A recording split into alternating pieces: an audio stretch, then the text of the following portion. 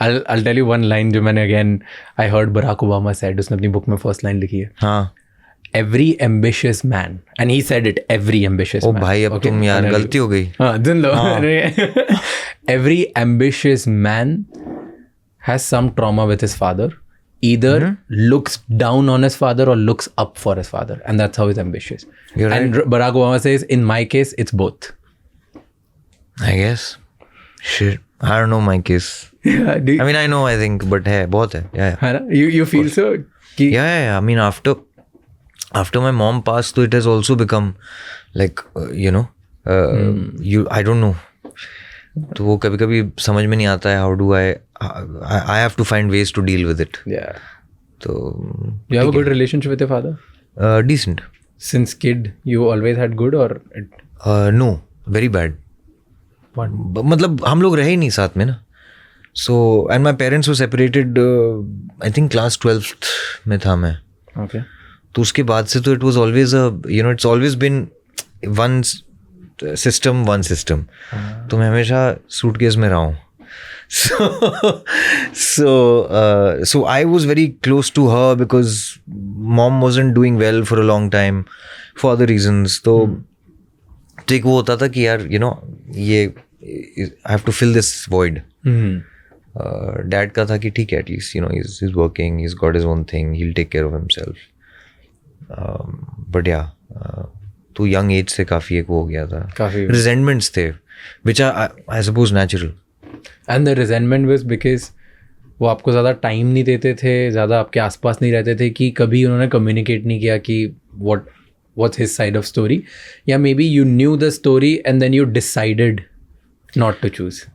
बड़े होते हुए बहुत directions जो मुझे मिल सकते थे वो नहीं मिले. So and I used to hold people. Yeah, I don't want to now. I think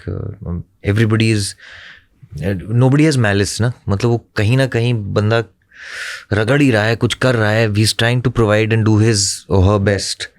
So I've stopped. What point, ऐसा कब point आता है? क्योंकि so many people I met, I've met in my life, including my friends to my idols, high achievers, ambitious people, सबका ना किसी family member के साथ कुछ ग्रज होता है. So at what point do you realize कि ये ग्रज छोड़ दो, या क्या रियलाइजेशन होती है लाइफ में जहाँ you leave it? आप नहीं कर पाते हो. I don't know, some part of it, वहीं तो कॉन्फ्लिक्ट आता है. सारी कहानियाँ वहीं से चल रही हैं. मतलब सारे स्क्रीन प्लेस की जरूरत वही है ना. हाँ. कहीं ना कहीं somebody is affected. I don't know.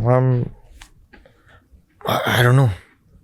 I can say I've let go of a lot of things. Has my body let go? I don't know. कितने लोग नहीं समझ पाते हैं. They don't know how to process it. We are not told how to process things. एक therapist आ जाता है, या कोई किसी से आप बात कर लेते हो, या तो दवा लिख देंगे, या आपसे 2 घंटे बात करेंगे, उसका पैसा भी जाएगा और आप कंफ्यूज रहोगे, या पता नहीं. I don't know. सबकी फिंगरप्रिंटिंग अलग होती है. तो it's like you need you to fix you, but you are not fixed enough to fix you. So it is a oxy. मतलब आप उसी में लूप में चल रहे हो. So then that's why I suppose that's why there is nature. That's why there is जो कुदरती चीज़ें आपको दी गई हैं हम लोग को, कि आप उन पे अगर एक कंट्रोल, आपका इख्तियार हो उस पे, then you can maybe manage.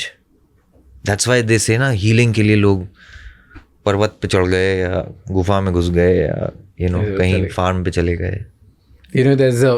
There's one quote I read कि you are your best mentor. Never give up on that right that you have on yourself. That's such a nice thing. अगर ऐसे और भी बहुत insightful shorts और clips देखनी है तो इस चैनल को सब्सक्राइब कर लो.